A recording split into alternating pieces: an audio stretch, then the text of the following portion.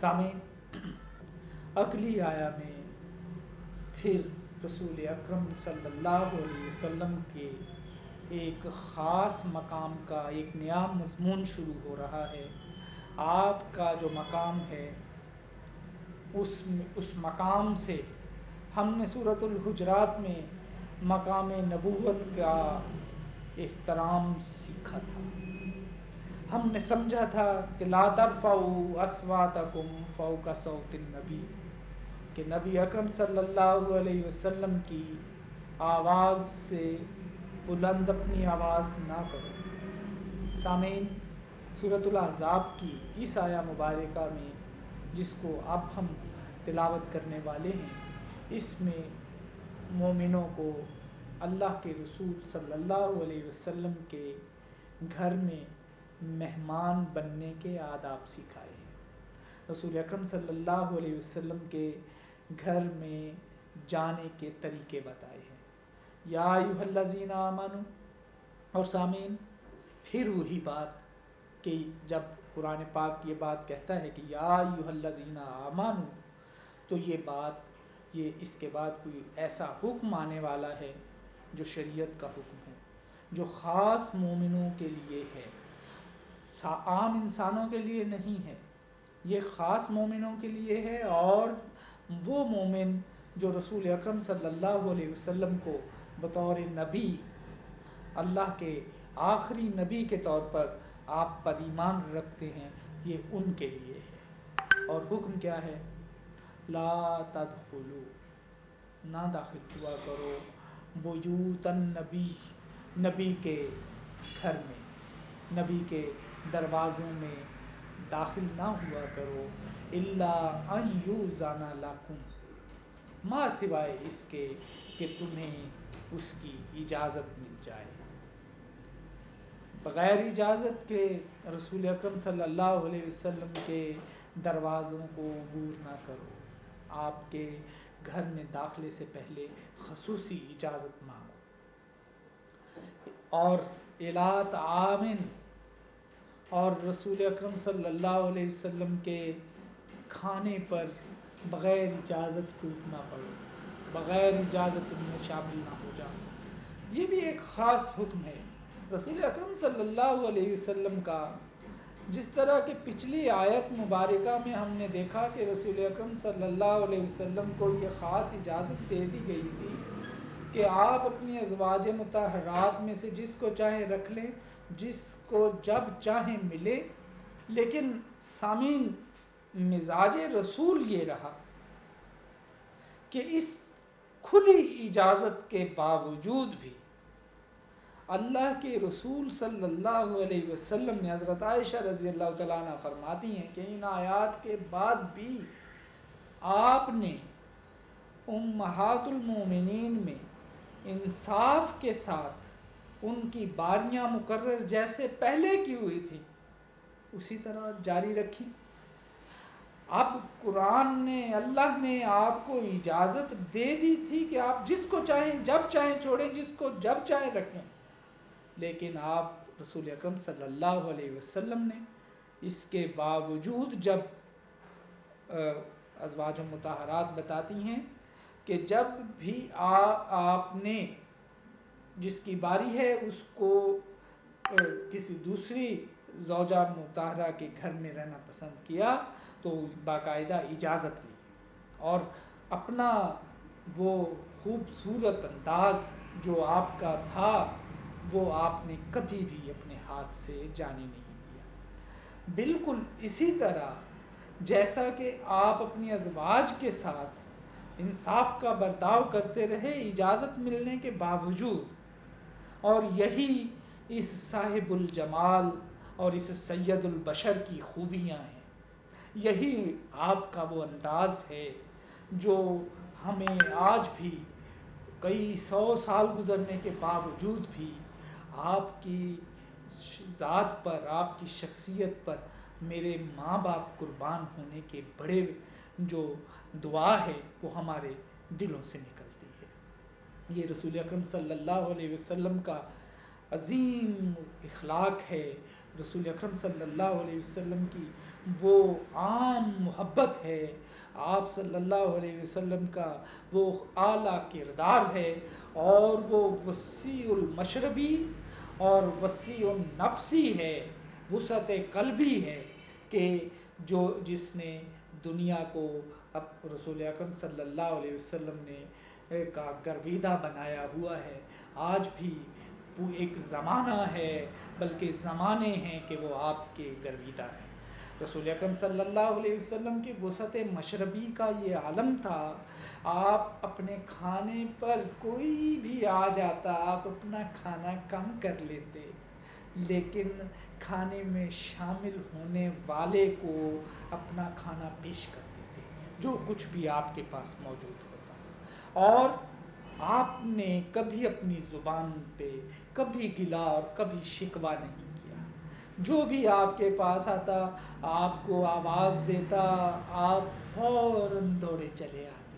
خواہ اس سے طبیعت پہ کتنا ہی اثر پڑتا، خواہ اس سے خرابی صحت کے کیسے ہی معاملات کیوں نہ ہوتے، خواہ اس سے آپ کی تھکن میں کتنا ہی اضافہ کیوں نہ ہوتا، آپ اس بات کو روکتے نہ۔ اور رسول اکرم صلی اللہ علیہ وسلم کے دروازے پر حاجب تو بادشاہوں کی طرح کے تھے نہیں کہ جو آپ کے اوقات کا ایک ایک منٹ کا حساب لگا کے پھر لوگوں کو بھیجتے اور روکتے۔ آپ نبی رحمت تھے، سب کے سامنے سب کے ساتھ یکساں محبت سے پیش آتے۔ تو لیکن اس عمل سے جو فرائض نبوت ہیں، جو فرائض ریاست تھے، اور جو فرائض تھے دعوت کے، ان پر حرج ہوتا تھا، ان میں مسائل پیدا ہوتے تھے۔ رسول اکرم صلی اللہ علیہ وسلم کی صحت اور طبیعت پہ خیال رکھنا ضروری تھا۔ تو جب محبوب نے خود لوگوں کو اس سے باز نہیں رکھا، تو خالق کائنات نے قرآن میں نبی کے کام جو ہیں وہ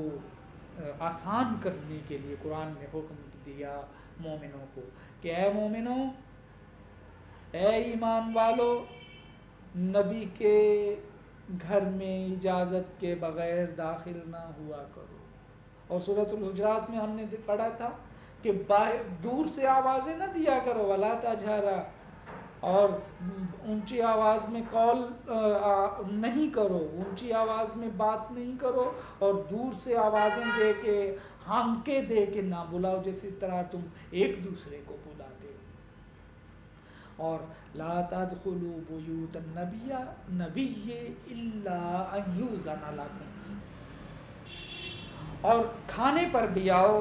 تو اس وقت جب تمہیں بلایا جائے، غیر ناظرین اناہ، اور اس پر اتنی نظر نہ کرو اور دیکھو نہ، ولیکن، لیکن اس وقت اذا دعیتم، جس وقت تم کو دعوت دی جائے، فادخلوا، تو پھر گھر میں داخل ہو جاؤ، جب تمہیں بلایا جائے تو پھر جاؤ، لیکن پھر بھی کیا کرو، پھر بھی خیال رہے، فَإِذَا طَعِمْتُمْ، تو جب تم کھا چکو، فَانْتَشِرُوا، تو بکھر جایا کرو، منتشر ہو جایا کرو، کھانا کھا کے وہاں بیٹھے ہی نہ رہا کرو، کہ نبی اکرم صلی اللہ علیہ وسلم نے جو دوسرے کام کرنے ہوتے ہیں، جو ملاقاتیں کرنی ہوتی ہیں، جو وظائف دوسرے ہیں، وہ ان وظائف سے رسول اکرم صلی اللہ علیہ وسلم کا وقت ضائع نہ ہو، فانتشروا، تو پھر بکھر جایا کرو،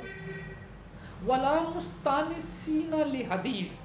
اور بعد میں گم نہ ہو جایا کرو، باتوں میں لگ نہ جایا کرو، گفتگو کو لمبی کر کے طویل کر کے نبی کا وقت ضائع نہ کیا کرو۔ سامعین محترم، یہ احکامات رسول اکرم صلی اللہ علیہ وسلم کی موجودگی میں خاص ہیں رسول اکرم صلی اللہ علیہ وسلم کے لیے، اور اس میں کوئی شک نہیں کہ رسول اکرم صلی اللہ علیہ وسلم کی ذات کے لیے یہ خصوصی احکامات ہیں۔ لیکن سامعین ایک سوال ہے، وہ یہ کہ پھر اگر یہ صرف نبی اکرم صلی اللہ علیہ وسلم کی ذات تک محدود حکم ہیں تو پھر قرآن میں شامل کر کے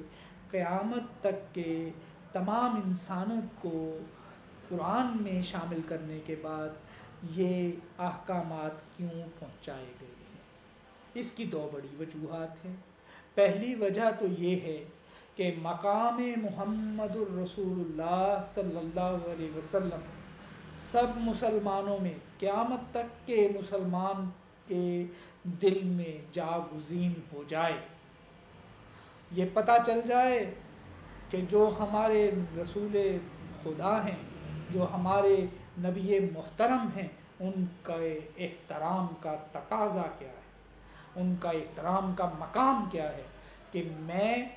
میرا استاد، میرا مرشد، میرے مرشدوں کے مرشدوں کے مرشدوں کا مرشد،